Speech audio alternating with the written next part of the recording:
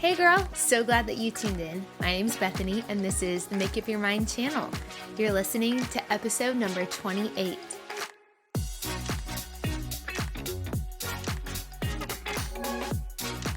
Whether you're actually putting on your makeup, maybe you're getting ready for work, for school, or maybe you're in the coffee drive-thru getting ready for the day. Wherever life finds you today, I hope that you remember that there are people that are for you, cheering you on to succeed. Today, I hope I can be one of those people, standing like a cheerleader on the sideline of your life, helping you to make up your mind all day long about the small things that add up to huge things later on. Today, I am so excited to tell you that we have a guest coming on the channel to talk about identity. Her name is Amanda Applebee, and she is the high school pastor at New Life Church in Everett. I really can't wait for you guys to hear what we had to talk about. So without further ado, let's just get to it. Hey, Amanda, how's it going? Good. How are you? I am so excited that you have finally come on the Make Up Your Mind channel. For those of you guys who don't know, Amanda and I actually work together right now. And I've been trying to get this lined up for a while now. So I'm excited that this is finally happening. Amanda, can you tell us a little bit about who you are, what you do, if you have pets, kids, all of that? Yeah. So as you said, I get to work with you and Deanna, which is fantastic at New Life. And I am a high school director. So essentially I get to help pastor high school students, which is fantastic, incredible, so many things. And as far as just family life, I am married. My husband's name's Chuck, and we've been married for, I think we're going on 12 years. Wow. I think it'll be 12 years in August. Yeah. And then I have 3 daughters. Naomi, who's the eldest, she is 14, almost 15, crazy. And then Jordan is my 9-year-old. And then Sophia is my 5-year-old. And then we also have 2 dogs. We have Luke, who's a little Shih Tzu, and we've had him. He's he's really old. And then we got one of the COVID puppies because that was a thing. And his name is Prince, and he is like a Lassie dog, if you've ever seen Lassie. And he's like 7 months old and just a handful, but we love him oh so much. I love Lassie. I'm glad you said that because when I saw your dog on Instagram, I was like, oh, that dog looks like Lassie, but I'm never sure if I'm allowed to say that, So cute. Yeah. Okay. Tell us, what is your favorite pastime or your favorite hobby? Like, do you have something fun that you like to do? Okay. So I'm kind of like, yes, there are things that I like to do, but I also am up for just about anything also. But I would say if I had like my own whole day to just kind of do my own thing, it would probably involve reading, writing, listening to music, and being out in nature. Like those are like my go-to. Yeah, I know that about you. You like to be out in nature. I think Yeah. that's so cool. Yeah. I can't wait for spring to pop out. It's kind of like looking pretty sunny outside today, but I can't wait for spring so that we can start going on some hikes and getting outside when it's not quite so frigid.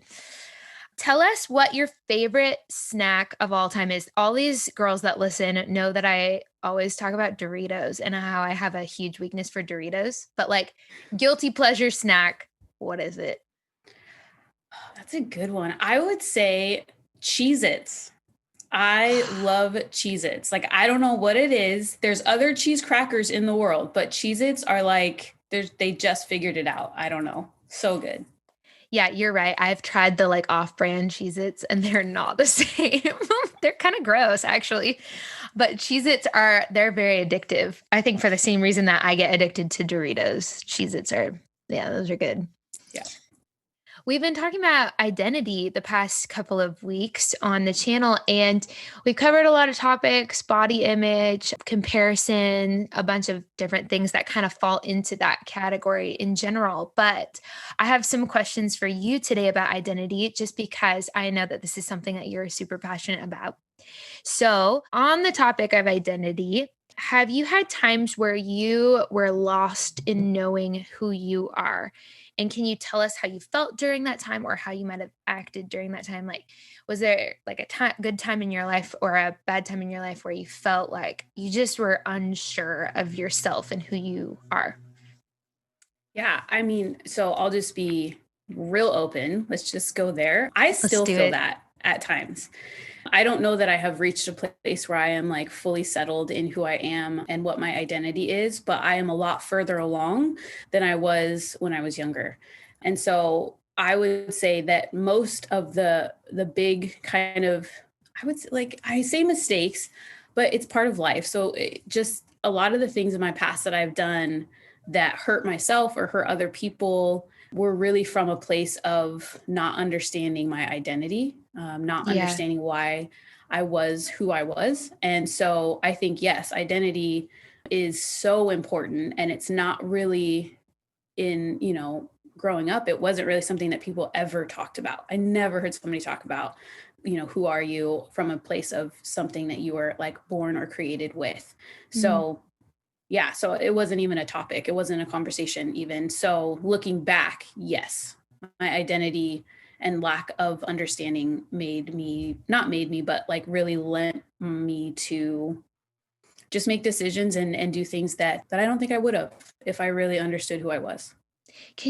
I think you said something really interesting in all of that, which was that you felt like there might have even been times where you hurt other people because you didn't fully know who you were.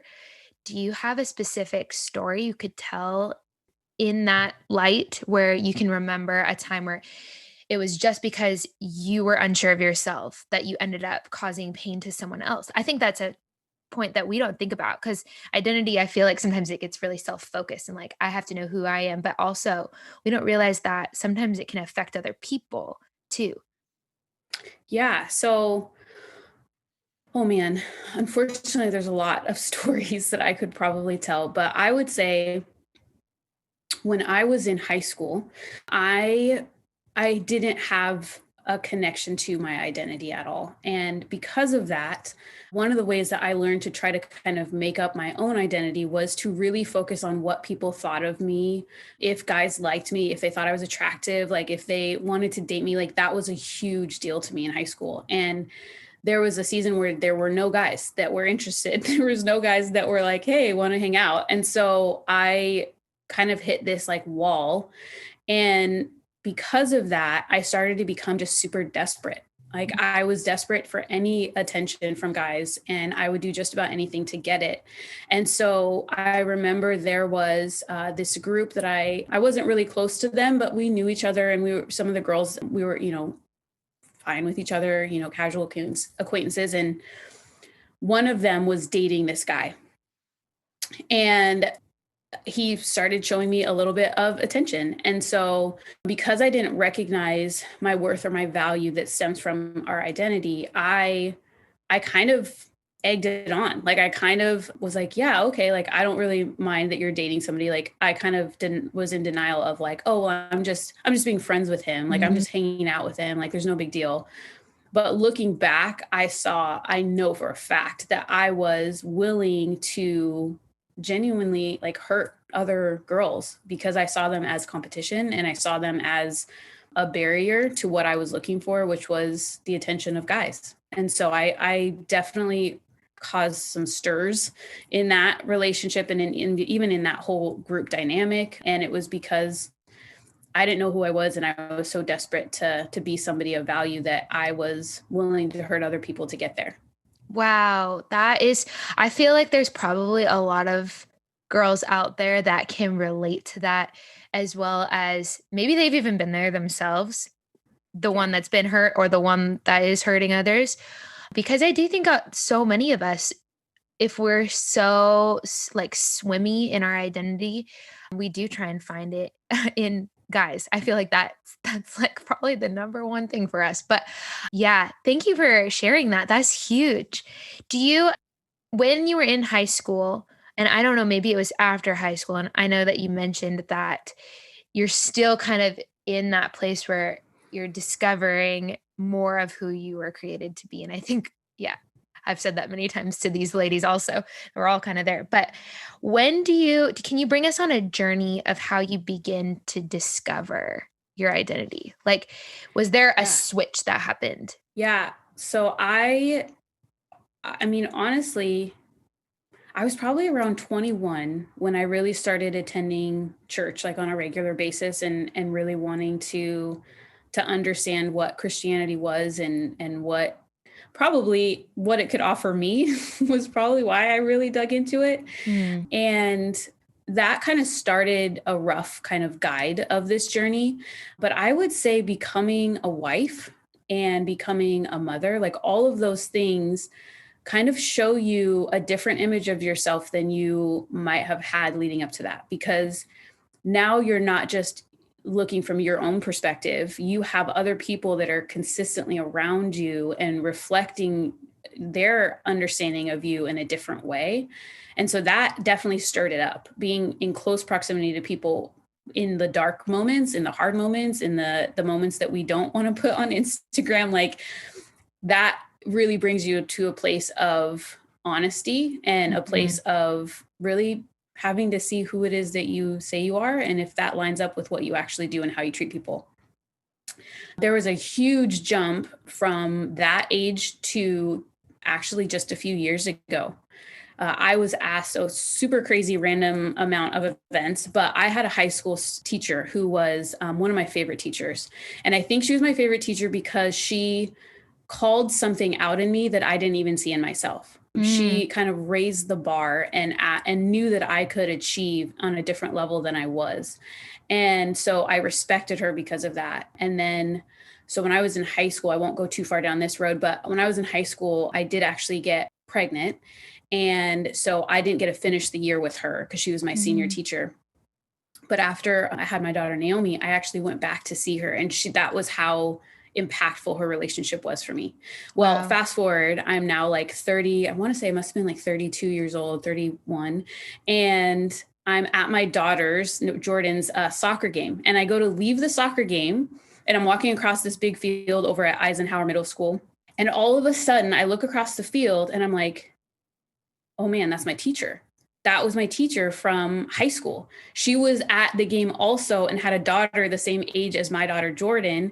And I can't even tell you, something about seeing somebody who knew me then, just it like broke something in my heart, like in the best possible way. Oh, And wow. I just like ran over to her. This is pre-COVID. I gave her like a huge hug and just started to tell her how much her positive affirmation of who I was had meant to me. Mhm. And I just like started weeping and like I was just so grateful. Well, she ends up telling me these things that she's doing. She's working with high school students and college students, and they were going to be putting a panel together to talk about identity. And I was like, oh my gosh, that's incredible. Like, this is in a season where I was really just barely beginning to understand that there was an issue with how I related to my identity. And so I ended up being able to be on this panel. Like months later, she calls me and is like, hey, I had a last minute person canceled. Do you actually want to have a part in this panel? So I ended up going to my old high school and being a part of this panel to talk about identity, like so crazy.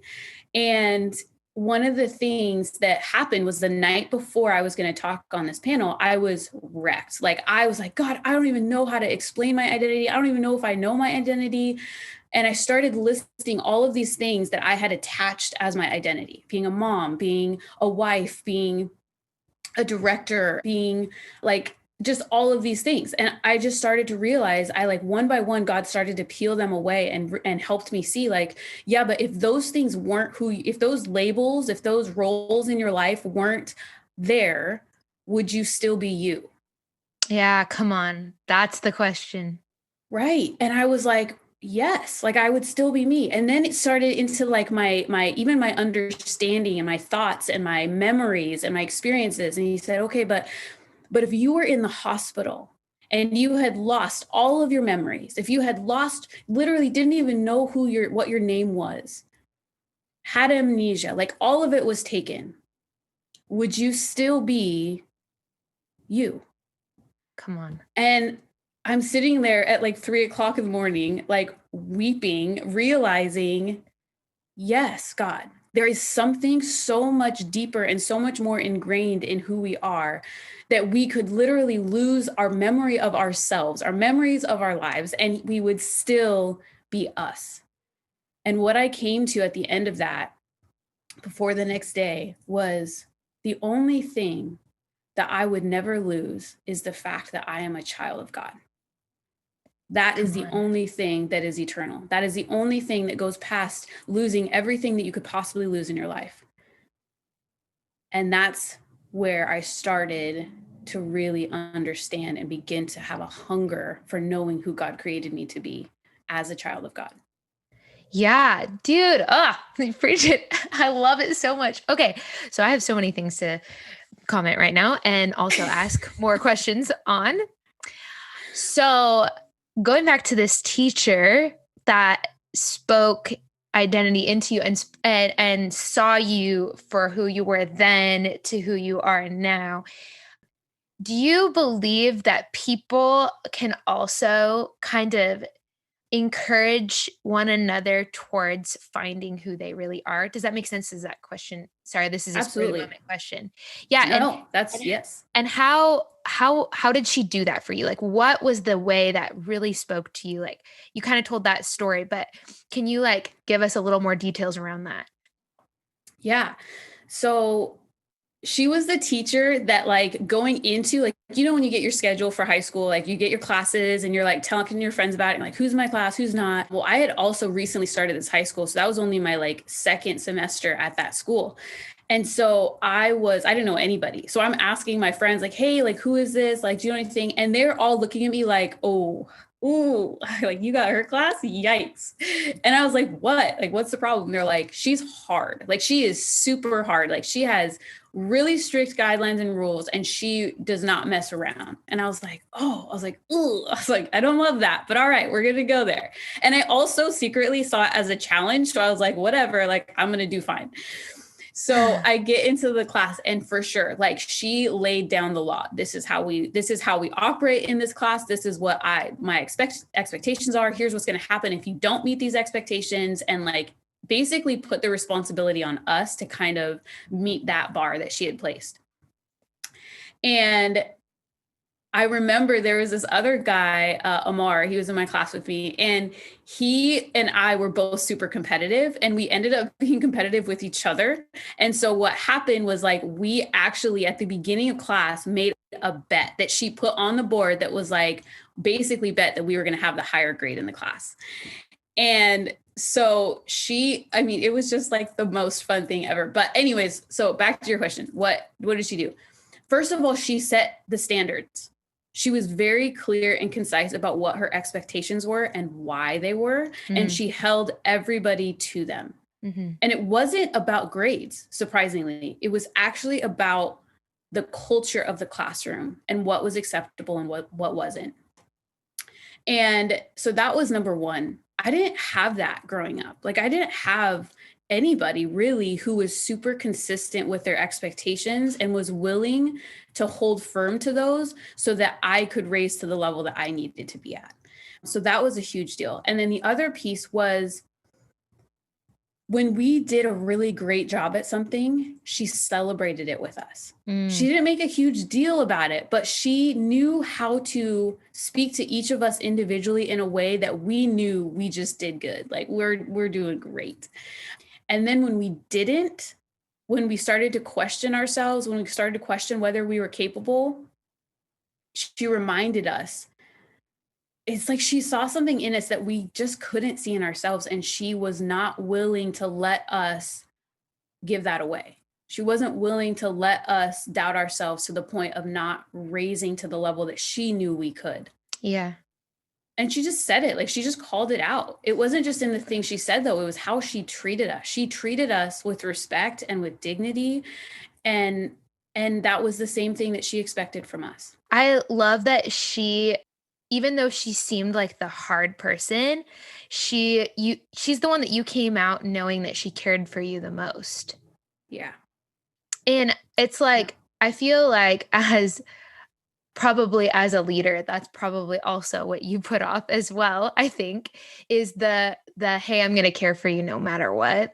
And I feel like that is where people start to open up and allow you in and allowed you to be able to speak to places like identity in their lives.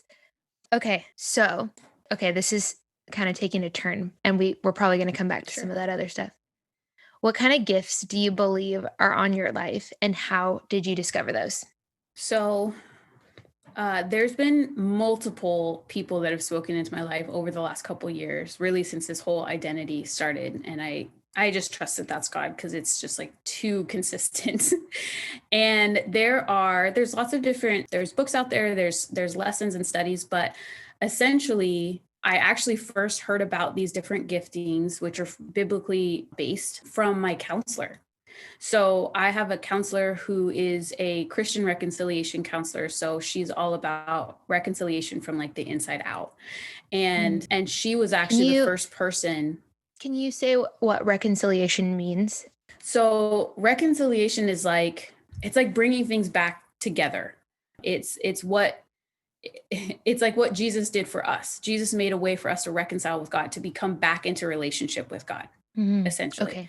So that's her whole ministry, is about bringing us to a place where we are one with ourselves and then also one with God. And so that's like her whole thing. So she was the first one that actually called out this type of gift, which I'd never heard of before. And it's based on Romans 12 giftings. And it's basically that the idea that you are born with a specific gift given to you by God.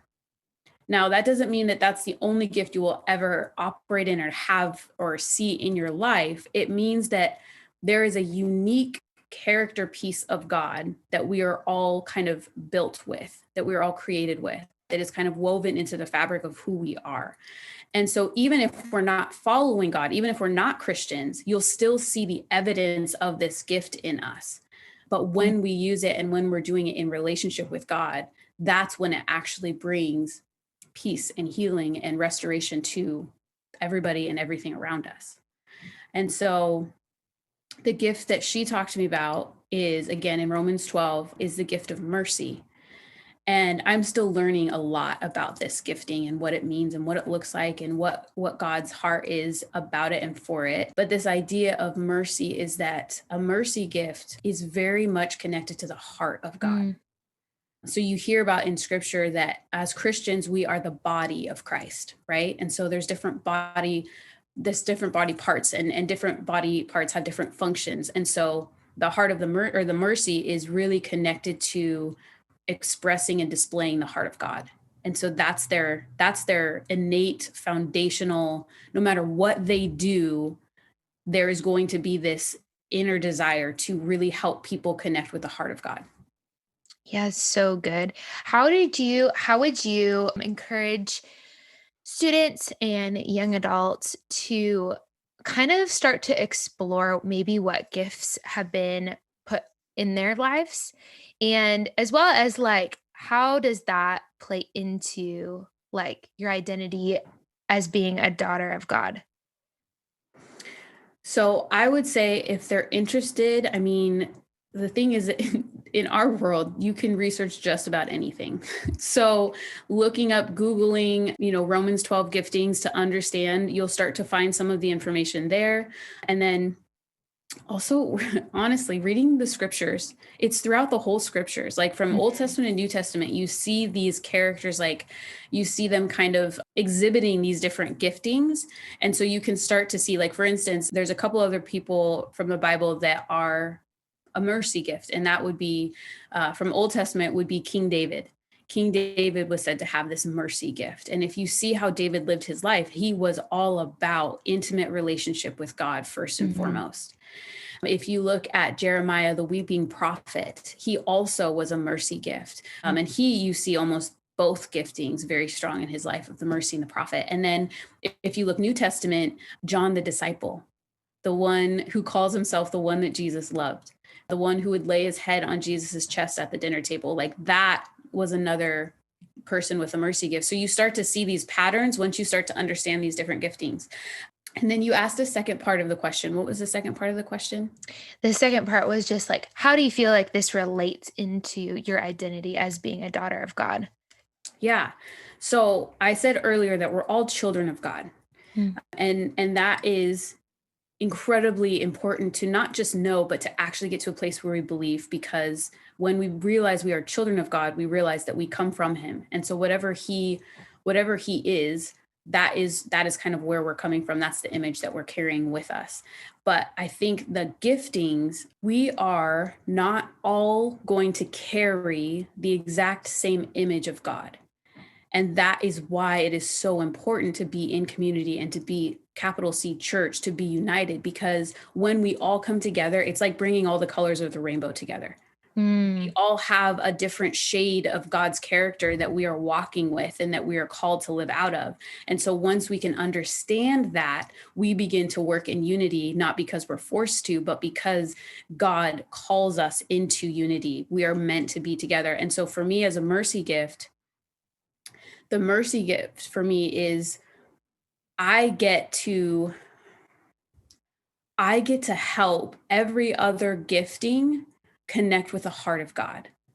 Because I believe it's Paul that tells us you can have all of these giftings. You can speak prophetically, you can speak in tongues, you can have the knowledge, you can have all of these things, but if you do not have the heart of God, the love of God, it's all for naught.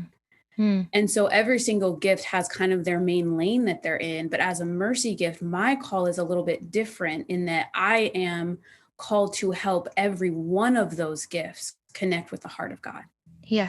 And in doing that, I'm constantly looking and seeing the jewels of who people's true identity is in God and trying to help them see how that lends itself to the larger body of God, to the larger church. And remind them that, yes, your gift is beautiful. It is powerful. It is meant for the heart, for the kingdom of God. But if it's not connected to the heart of God, it will not bring the life that it was meant to bring to the larger body and the larger world. This is so good. If you were talking to a middle school, high school, or young adult girl, Yeah. like just one on one, and they Yeah. were struggling in their identity, what would you say to them? It's all about, it's like the foundation of everything that we do. It's the foundation of who we are. We are human beings. We're not human doings. And we've heard that all over the place, right? Like that's the kind of the popular thing to say, but our culture is the exact opposite of that. The culture that we see in movies and music and what's popular wants us to find and create our own identity, to be the masters of our own lives. And so for those of us who say that we follow Jesus, we cannot follow him in the way that he has called us to if we cannot connect to the identity that he laid before us, before we were even living and breathing. And so if you're struggling with your identity, what I would say is don't go any further. Like, keep asking God, keep pushing into God, keep seeking God, because when we seek him, we will find him. And when we ask him, he will provide for us. But it's all in the context that we're in relationship with him. See, I have always been a mercy gift. I've always had that as part of my life. But because I didn't know my identity, the mercy gift apart from God becomes codependent, becomes easily addicted, becomes needing intimacy, but looks for it in all of the wrong places because they don't have the anchor, the truth of who they are, which is found in Christ, as their source. And so as I come into a place of health and as I find myself in Christ, which is what we're all called to do as Christians, as I do that, I begin to realize that my anchor, my source, what everything flows from has to be God. It has to be Christ. Otherwise, I do more harm than I do good. So it's not really a matter of, your identity is built into you. So no matter how much you try to recreate yourself, or no matter how much you try to brand yourself, the fact is that God has already branded you and has already identified you and has already called you to a very specific thing. So if you don't recognize your identity, you're always going to feel like you're in the wrong place at the wrong time with the wrong people.